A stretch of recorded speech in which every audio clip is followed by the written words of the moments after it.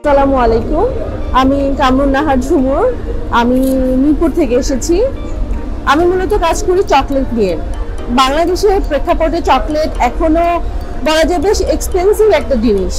আমরা 2020 সাল থেকে চিন্তা করলাম যে এই চকলেটটা কিভাবে মানুষের নাগালের মধ্যে নিয়ে আসা যায়। কারণ আমরা যখন দেশের বাইরে যাই, দেশের বাইরে দেখা যায় যে খুবই অ্যাভেলেবেল চকলেট, বিভিন্ন রকমের চকলেট। আপনি যে কোনো একটা শোরুমে ঢুকলে ভ্যারাইটি দেখবেন, কিন্তু এটা বাংলাদেশে কিন্তু আসলে স্টিল এখনো এরকম হয়নি যে একটা শপে গিয়ে আপনি ভ্যারাইটি ধরনের চকলেট দেখবেন। তো এই চিন্তা ভাবনা থেকে আমরা চিন্তা করলাম যে বাংলাদেশেই না আমরা কেন ভালো মানের চকলেট তৈরি করি, যাতে আমাদের যে মধ্যবিত্ত বা উচ্চবিত্ত যারা আছে তাদের বাইরেও নিম্নবিত্তের মানুষরা চকলেট খেতে পারে। তো এখানে এই চাহিদার কথা চিন্তার মাধ্যমে আমরা চিন্তা করলাম কেন তাহলে কেউ এগিয়ে আসে। যে নানান ধরনের প্রতিবন্ধকতার কারণে দেখা যায় যে চকলেট নিয়ে আসলে কেউ কাজ করতে চায় না। দু একজন উদ্যোক্তারা যারা কাজ করছে দেখা যায় চকলেট বানিয়ে সঙ্গে সঙ্গে সেটাকে ডেলিভারি দিয়ে দেয় বা সঙ্গে সঙ্গে খাওয়ার জন্য তৈরি করে। এইসব প্রতিবন্ধকতাগুলো দেখে আমরা ভাবলাম না, আমরা এমন ধরনের একটা চকলেট তৈরি করি যেটা আসলে বেশ দীর্ঘদিন এখানে থাকবে এবং এই ধরনের আমাদের ওয়েদারে নষ্ট হবে না, সঙ্গে সঙ্গে আমাদের কোয়ালিটিটা খুব ভালো হবে।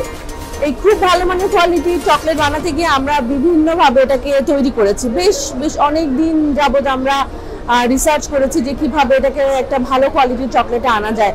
কারণ যেহেতু আমার নিজের আরেকটা ব্যবসা আছে, চকলেট অ্যান্ড পেস্ট্রি, যেটা যমুনা ফিউচার পার্কে লেভেল 5-এর দোকান আছে, সেখানে আমি বিদেশি চকলেট সেল করি। সো আমি বিদেশি চকলেটগুলো যখন সেল করে বুঝতে পেরেছি যে তার কোয়ালিটি কেমন, কিভাবে এটা মেনটেন করা যায়, সেই অভিজ্ঞতাকে কাজে লাগিয়ে আমি বাংলাদেশের চকলেটটা তৈরি করেছি। আমরা একদম বেলজিয়ামের যে চকলেটগুলো সেটার কোয়ালিটিটা মেনটেন করে এখানে চকলেটটা করেছি। আমাদের চকলেটের সমস্ত ইনগ্রিডিয়েন্টই সিঙ্গাপুর থেকে আসে।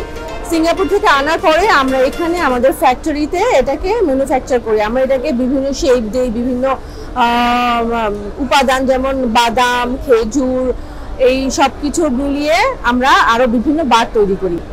মূল বাজারটাতে আসলে প্রবেশ করতে পারছি না, এর অনেকগুলো কারণের মধ্যে একটা কারণ হচ্ছে প্রতিযোগিতা। এই চকলেটের মার্কেটটা যারা দখল করে আছে তারা দেখা যায় যে অনেক ক্ষেত্রে এত কম দামে এত লো কোয়ালিটি চকলেট প্রোভাইড করে, সেই চকলেট কিনে মানুষ খায়।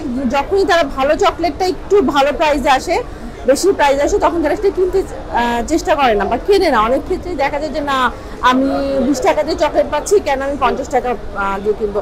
কিন্তু আমাদের চকলেটের যে কোয়ালিটি, এই কোয়ালিটিটা আসলে একদম বিশ্বমানের।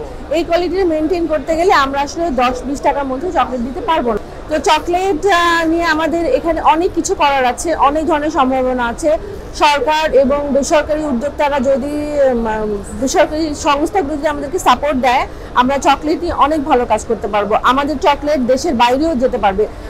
7 সিস্টার্সে আমাদের চকলেটের ব্যাপক একটা বাজার আছে। আমরা যদি এটাকে বাইরে পাঠাতে পারি তাহলে সেখানকার বাজারটা আমরা ধরতে পারবো। আমাদের অর্থনীতিতে যা অত্যন্ত বড় ভূমিকা রাখবে।